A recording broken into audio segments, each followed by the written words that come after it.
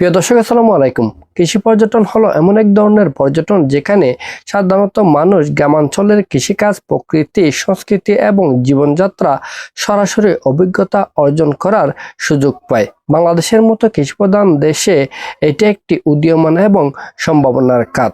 আজকে আমরা এই ভিডিওতে কৃষি পর্যটনের সমস্যা এবং সম্ভাবনা নিয়েই আলোচনা করব। কৃষি পর্যটনের সম্ভাবনা, প্রথমত অর্থনৈতিক উন্নয়ন। কৃষি পর্যটনের মাধ্যমে গ্রামীণ জনগোষ্ঠীর জন্য নতুন আয়ের উৎস তৈরি হয়। কৃষি পণ্যের সরাসরি বিক্রি বাড়ে, মধ্যস্বত্বভোগীদের দৌরাত্ম্য কমে যায়।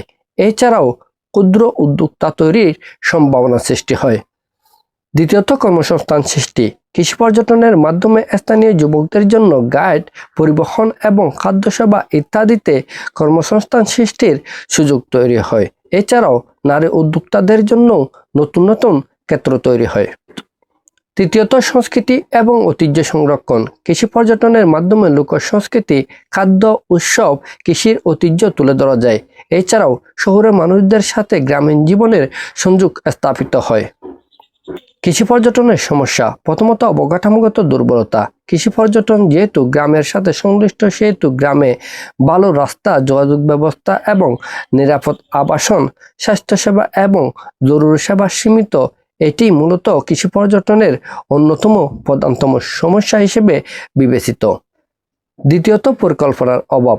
সরকার এবং বেসরকারি পর্যায়ে সমন্বিত নীতি এবং পরিকল্পনার ঘাটতির কারণে মূলত কৃষি পর্যটন আমাদের দেশে এখনো পর্যন্ত দাঁড়াতে পারেনি।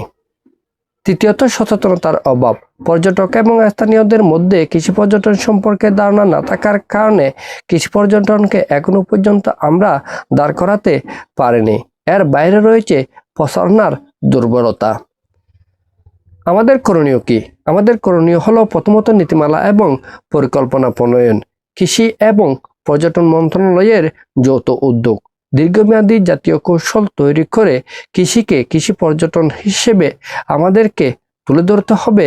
নতুন করে নতুন আয়ের পথ উন্মোচন করতে হবে।